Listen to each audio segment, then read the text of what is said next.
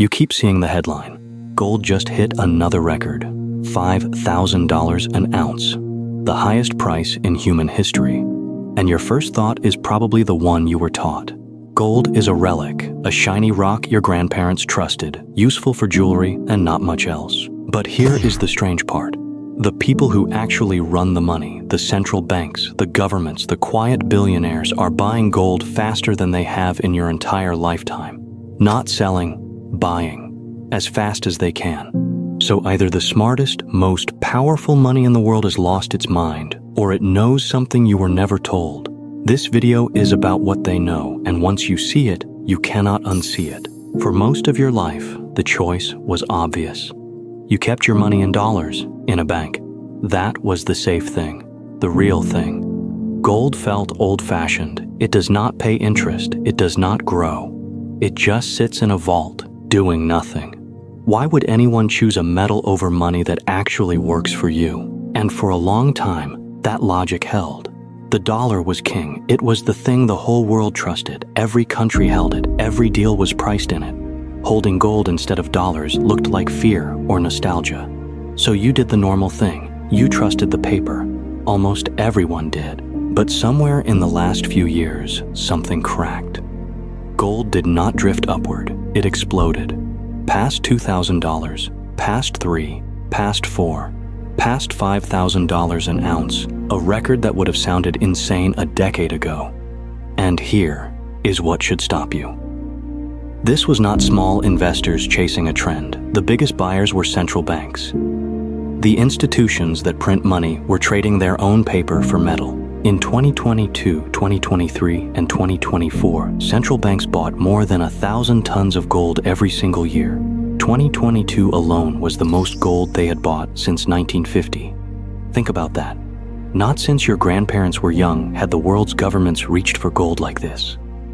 These are the most informed buyers on the planet. They see the numbers before you do. And they were quietly heading for the exit. And it is not just buying. It is a quiet exit from the dollar itself. For decades, almost all of the world's trade was settled in dollars, oil, metals, food. If two countries on opposite sides of the planet did a deal, they did it in dollars. But now, more and more of them are building ways around it, trading in their own currencies, settling in gold, setting up systems that do not touch the dollar at all. Slowly, the thing that made the dollar king, that everyone needed it, is starting to loosen. And every country that steps away reaches for the same anchor. The metal that belongs to no one and answers to no government. So, the question stops being, why is gold expensive? The real question is darker. What scared the people who managed trillions of dollars so badly that they ran back to a 5,000-year-old rock? Here is the moment it all turns, and it traces back to a single event. In 2022, after Russia invaded Ukraine, the West did something that had never been done at that scale. It froze around $300 billion of Russia's reserves. With a few keystrokes, money that belonged to a major government was simply switched off. Now put yourself in the shoes of every other central bank watching. The lesson landed instantly. Dollars are not really yours. They are a promise. And a promise can be canceled. Your reserves can be frozen, sanctioned, devalued by someone else's decision. Every form of paper money lives inside a system that somebody else controls. Gold does not. Gold sitting in your own vault cannot be frozen or sanctioned or printed into nothing. It is the one money on earth that does not depend on trusting another government. And if you saw the last video, this is where it clicks. Since 1971, money has been backed by nothing but belief. A dollar is worth something because we all agree it is. Gold is the opposite. It is backed by the one thing paper never had. It cannot be created out of thin air. And history is brutally clear on this. Think about every paper currency that has ever existed. Almost all of them are gone. The Roman coin that got quietly shaved thinner and thinner. The German mark that needed a wheelbarrow to buy bread. Currency after currency, century after century, the same story. Printed too freely, trusted too much, and then gone. The average life of a paper currency is measured measured in decades, not centuries. Gold outlived every single one of them. It did not earn interest. It did not do anything clever. It simply refused to disappear. So when belief in paper starts to wobble, the world reaches for the thing that was money for 5,000 years, long before any government promised anything. That is what the record price is. It is not excitement.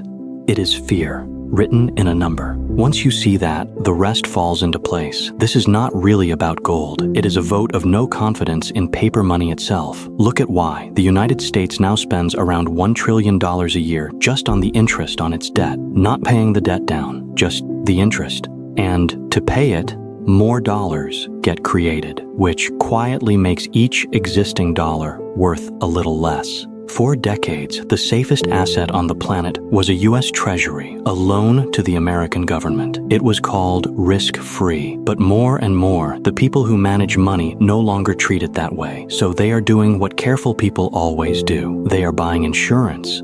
Poland added over 100 tons of gold in a single year. India shipped 100 tons of its gold back home out of a vault in London onto its own soil. A record share of central banks now say they plan to keep buying. And this is not a fringe idea anymore. In a recent survey of the people who manage national reserves, a record share said they plan to buy more gold in the year ahead. Almost all of them expected the world's gold holdings to keep climbing. Read that again. The people who manage the world's money, as a group, are betting against the staying power of the very currencies they print. That is not a conspiracy theory whispered online. It is the official plan, said out loud by the most cautious institutions on Earth. And it is spreading into the new world too. Even in crypto, the fastest growing digital coins are not betting on some token. They are backed by gold. People are putting an ancient metal onto modern technology because they want something that holds its value while everything else is printed. Notice the pattern. The powerful do not hold money they expect to lose. They hold things that cannot be printed. That has always been the real rule. You were just never shown it. Let me make it real. Picture two people, 10 years ago. Both careful, both responsible, both with the same savings sitting safely in cash. The first one does exactly what we were all taught. He keeps it in the bank where it is safe. The second one quietly trades half of it for gold and forgets about it. 10 years later, the first one still has his careful savings, but they buy noticeably less than they used to. The second one is holding something worth far more in a world where everything else got more expensive. Neither of them worked harder than the other. They just trusted different things. And here is the part that actually touches you. You do not control the money supply. You cannot stop the printing, or the debt, or the slow leak in the dollar.